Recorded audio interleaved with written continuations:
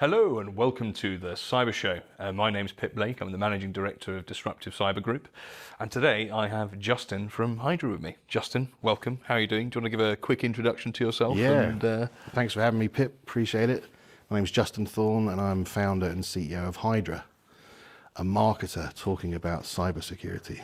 Excellent. Give us a brief overview of what Hydra do. I know we've had a quick chat about it already. But... So Hydra is a platform that allows the user to audit, manage and monitor access permissions in the marketing stack, which right now isn't covered by things like PAM and IAM and SSO and things like that. So it's the Wild West, and marketers are the problem and agencies are the problem, and I'm both of those things. So okay. Yeah. And so we, Justin and I have already had a conversation about this for the listeners, and something which shocked me was obviously that you don't believe, or what the problem that Hydra's solving is that IT doesn't necessarily have visibility of sort of what marketing's doing. If there are anyone watching who would like to comment on that, it's certainly news to me that I wouldn't have expected that there was that lack of visibility for IT. So how big a problem is this? So I've been digital for 25 years. Crazy enough, 25 years. And I think that I know 60% of my past clients and roles, I still have access to their Facebook pages, ad accounts, GA, LinkedIn profiles. It's remarkable, it's bonkers. And that's true of every agency. Every single agency has stories of still having access to a client's channels that they haven't worked with for years. I think my record is 11 years. I have a client. I can still get into their LinkedIn, can still download all of their prospect lead data. I could delete their LinkedIn profile if I wanted to. And it just seems, it's the Wild West. It seems to be unaddressed. It's a leaky bucket. And the systems that IT have in place today to manage legacy access this side of the firewall are brilliant. Things like single sign-on and integrations with Open Directory, password vaults, all that kind of stuff. PAM, IAM is excellent. It doesn't work in these end channels. It's remarkable. And it's sort of what outside of the IT stack that you're sort of you're showing the visibility of, right? So in terms of the sort of platforms that you have visibility of, and again, from my perspective, I find it reasonably shocking that I know that there are various governance frameworks which are sort of maybe not necessarily fully in play, but certainly it's not just IT, those governance frameworks are looking to sort of incorporate an entire organization's risk framework, not just from sort of the IT perspective. So how much, what is it that your coverages are sort of outside of that? Yeah, so we're focusing on the sort of primary marketing stack today. So that looks like Google Analytics, Search Console, Merchant Center, Tag Manager, Google Ads, LinkedIn pages and LinkedIn ads, and Meta ads and Facebook pages. Okay. But in the roadmap, we've got TikTok, YouTube, Reddit. Okay. That's the marketing stack as it's building out. Yeah. And could you give an example of what can happen? I know we were laughing about this earlier. So you give maybe there's a couple of sort of infamous examples of where that maybe our viewers have heard of, and that could illustrate what you're giving visibility of.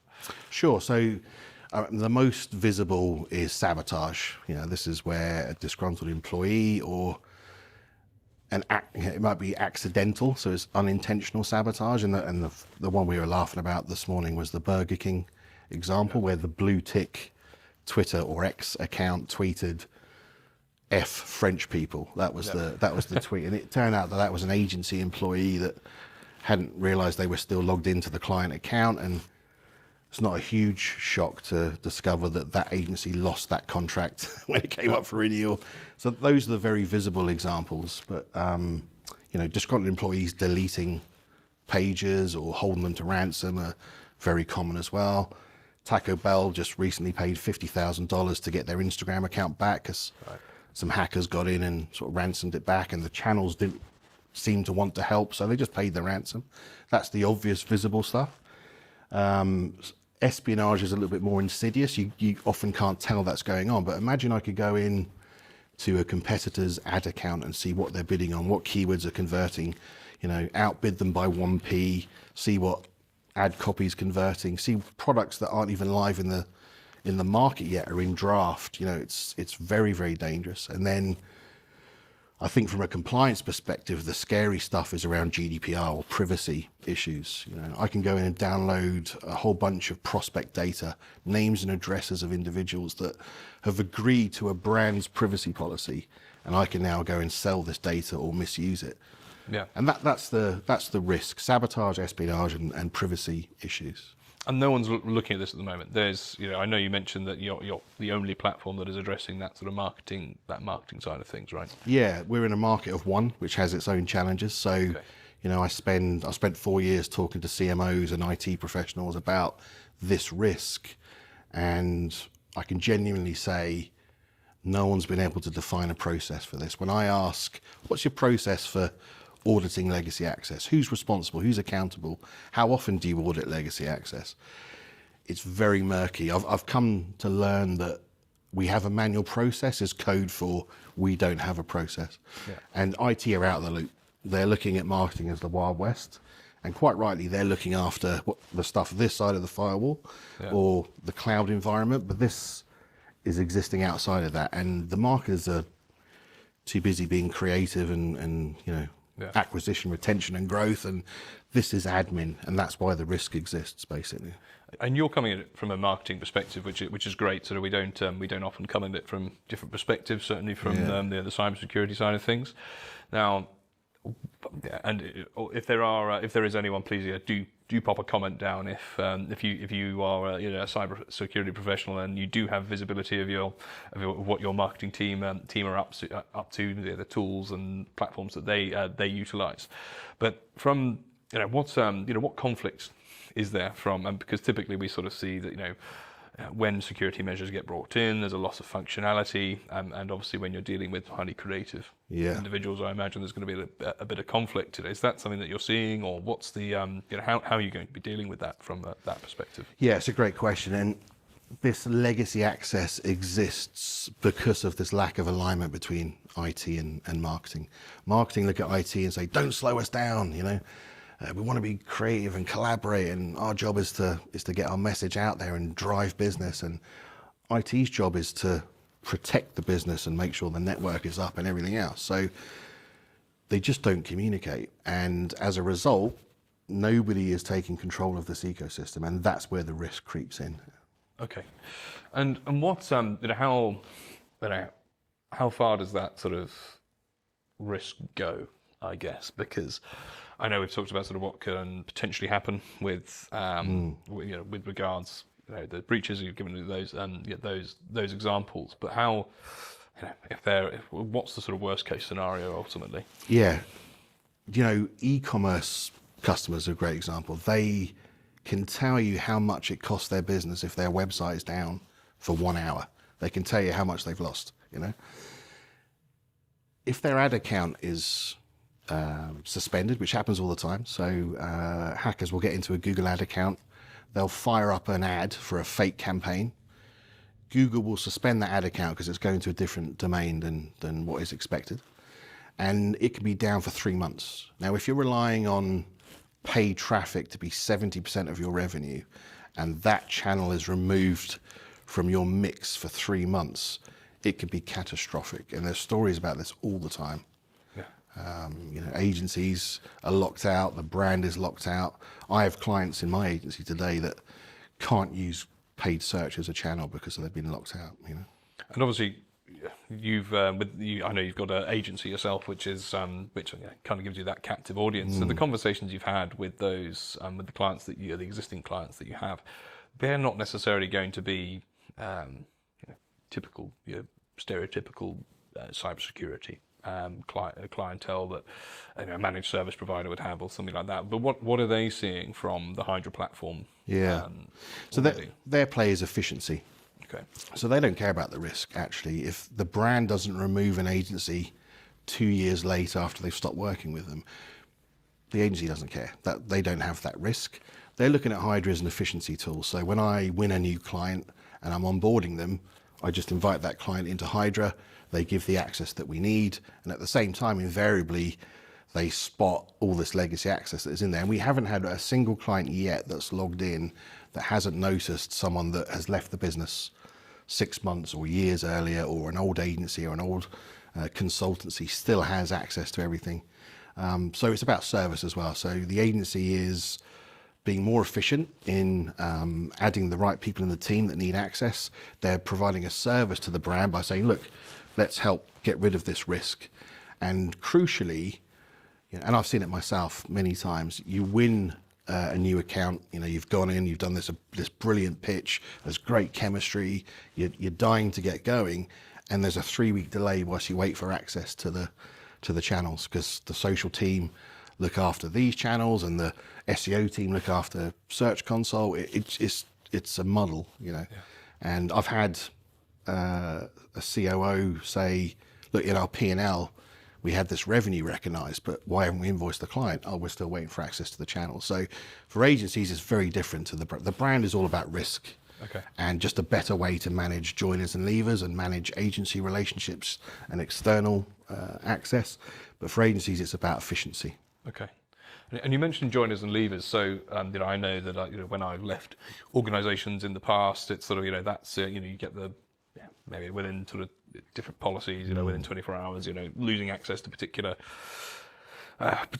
platforms or whatever the case may be, or even sort of depending on sort of what's on the laptop, just completely locked out of the laptop again. But I'm sure there are cyber professionals who are watching this who are thinking, this can't be the case.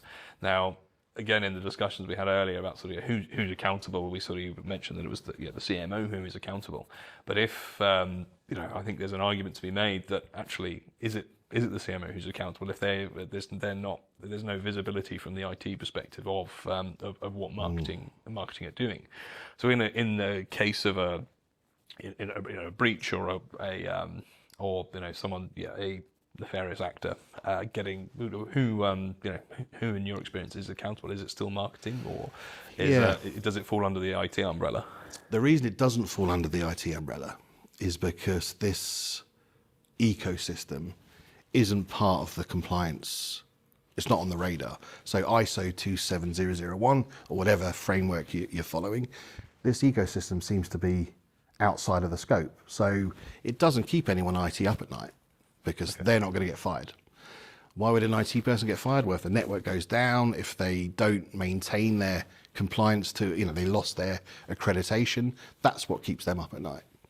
This is outside of that, and it's why it's the Wild West, and why we needed to build Hydra to address it, because I had this weird conversation with a PAM platform, Privileged Access Management platform, which is why IT, when there is a lever from the employee base, they lock it out so quickly because it's zero trust.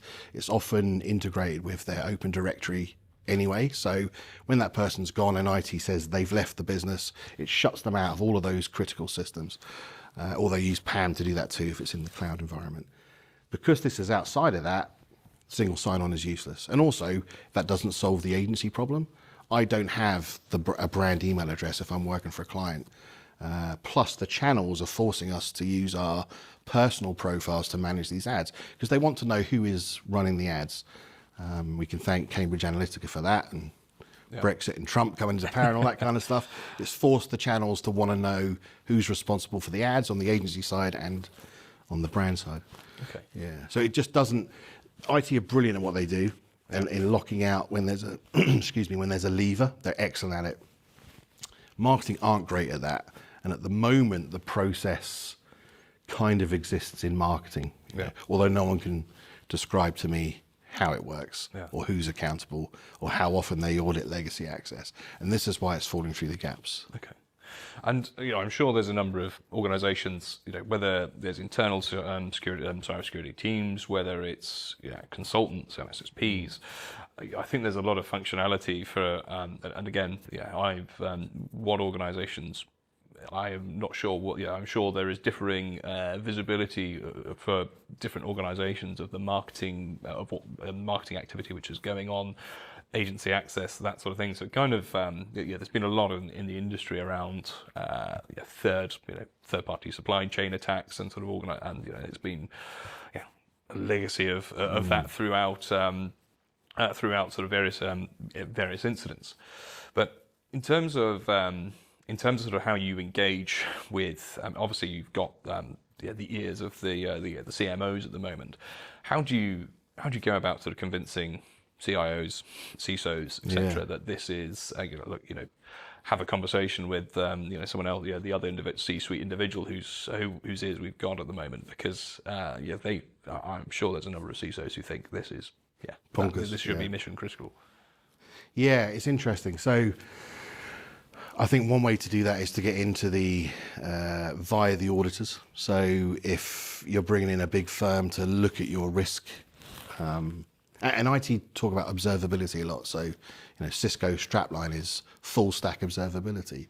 What we're talking about is off stack observability, and we can provide that to IT or InfoSec professionals if they want it. And I don't know if they do until it's on the agenda with the accreditation or the compliance folk. And that's my agenda. Where I'm lobbying is to try and get this in the discussion. How can you be complying to a robust security accreditation if you are ignoring this whole ecosystem? So the reality is it's tough to convince, InfoSec leaders to care about this ecosystem because it's not on their agenda today. We almost have to have the discussion with the CEO to say, look, the brand reputation, because what we're talking about here with all of the risks in the marketing channels is brand reputation. Yes, there could be ransoms and there could be sabotage and everything else, but it's the impact on the brand, and that belongs to marketing. So we're tooling up marketing with efficiency tools, but we can provide this observability to IT. That's what we're trying to do, but it's a tough conversation. Okay. And how have those conversations gone? So so far, because obviously, you're a marketer. As you a self-confessed marketer. Yeah. It's going in and when there's we know budgets are stretched. We know that typically maybe more budget supplied after an attack. But how do you have those conversations? Do you go in and sort of say, hey, look, we've just let's pull your data into the platform and see what's there, see what's access, and how have those conversations gone so far? There's a light bulb moment. Some people often go green when they see that this legacy access exists, and we're talking to multi-billion turnover tech brands. Often they're in the cybersecurity space, and there are people in there that still have access that have left the business 6 months, a year, 2 years prior. And it's because it's outside. And we've yet to have a single client find an issue with legacy access. Yeah. So it's very real. I have access to 108 Google ad accounts. I've only got 20 clients. Yeah. So you can see the scale of the problem. It's ridiculous. And then for some of those clients, you can probably give a perspective on this. So obviously there are some brands are more marketing, or will have. We'll give the example of I think the housing organisation that we spoke of. Because of the localised approach that they take, they will use multiple different agencies. They will have a particular Facebook or Instagram page for that particular development site that they have. How extensive is the is ultimately sort of that outward-facing footprint of those organisations, and how many agencies are they using? What's the again sort of I suppose that worst-case scenario? What does it look like? So I think at the local or the field marketing level, they've probably got a really good hand on it. There's the organisation we were talking about has 50 developments across the UK. Each development has its own, not just Facebook profile, but its own ad account profiles and all the channels that they use. There are about 7 different marketers, and they all had their own favourite agency. So, and again, at field level, they probably controlled it pretty well. But our client is a new CMO coming in, and he is thinking, how do I control this, or at least have the visibility of who has access to what? And of course, sure enough, when we plug it in, well, that was our agency from 2 years ago. Why have they still got access? Or the billing profile for this account is someone that's left the business, or the person that created that Facebook page was an intern. We have no ownership of all of this stuff.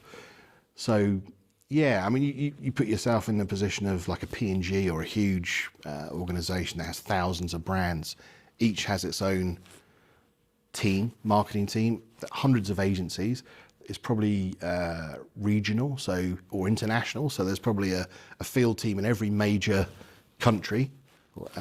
It just escalates, and it's impossible for the business to understand the risk that exists out there without a tool like Hydra.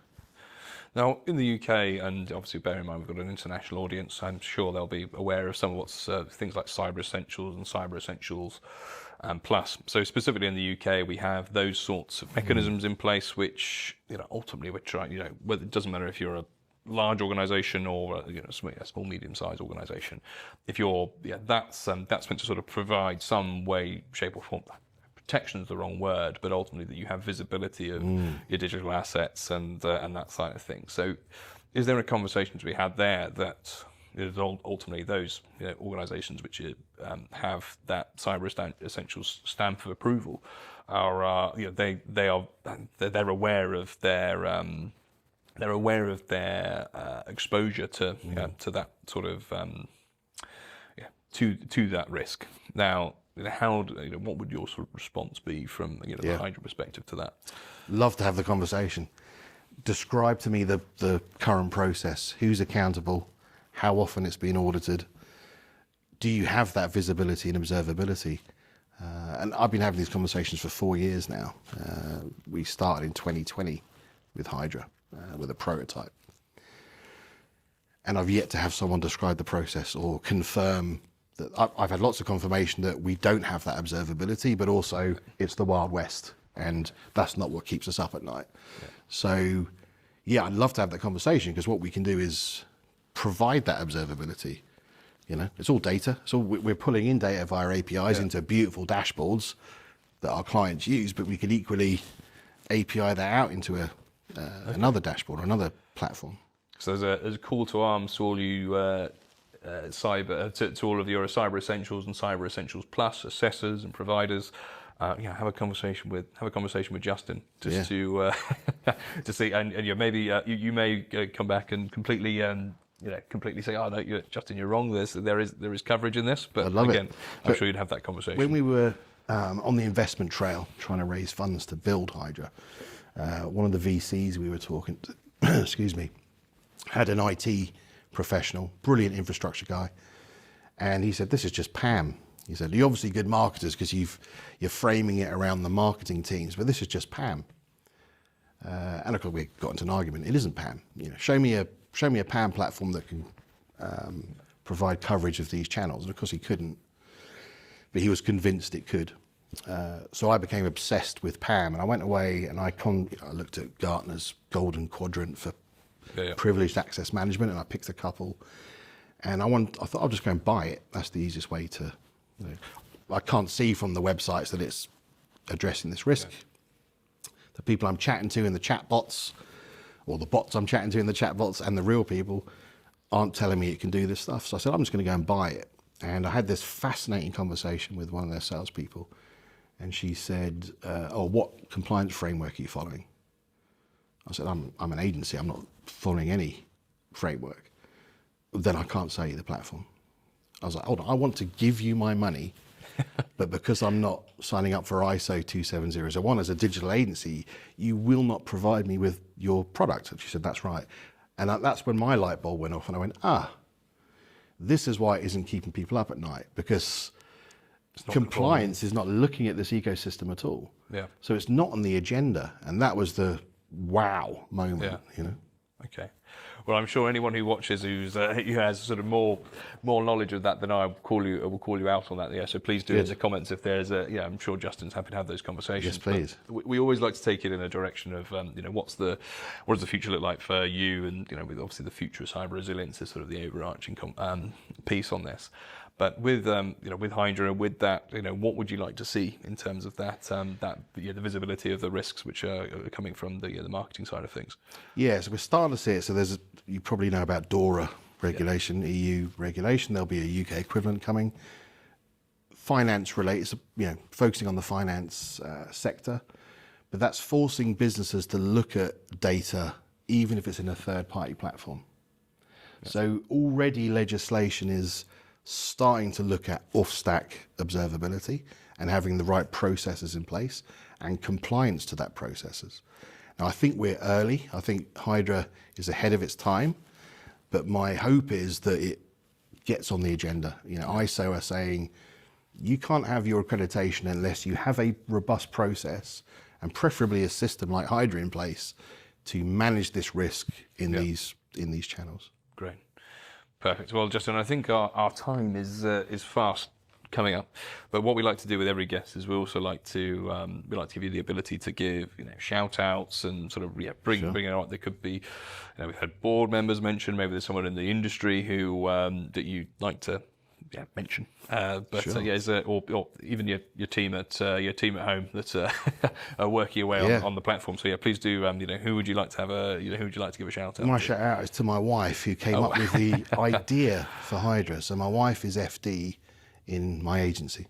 Fantastic. And she saw that we were paying for LinkedIn ads from a client that we hadn't worked with for 6 months, and my billing profile was still attached to the ad account, and they innocently had spun up a new campaign, and I've been paying for it. And my wife said, there must be some software that can tell you when you're a billing profile. I said, no, but that's a great idea. So awesome. Shout out to my wife, Lana Thorne, and my business partner, Daryl Scott, who it's his network that's brought Hydra to life. That's awesome. Well, we've actually, no one's ever shouted out their wife before. Maybe that's a sensible thing to do. She's my co-founder, to be fair. She's not just my wife. She'll probably do the same thing, but maybe next time. But Justin, thank you very much for coming on board. It's been a fascinating chat, and I'm sure we'll continue having our discussions around the marketing side of things. We try and give as many perspectives as possible on this. So actually having someone come from marketing, I am sure there will be cybersecurity professionals in their droves getting in touch to sort of say, actually, we've got visibility of this, and where they find their or how they deal with the issues that your platform is solving. But maybe they'll come and say, actually, it really is a light bulb moment for us. So thank you very much for coming on. Absolute pleasure. Thanks for having me. Yeah, and yes, we'll make sure you're see how you're progressing in a few episodes time, and we'll have you back on. And I was wrong. We've got this covered. Awesome. But for everyone at home, thank you very much for watching. This has been The Cyber Show. I've been Pip Blake, and you guys have been beautiful. Thanks very much.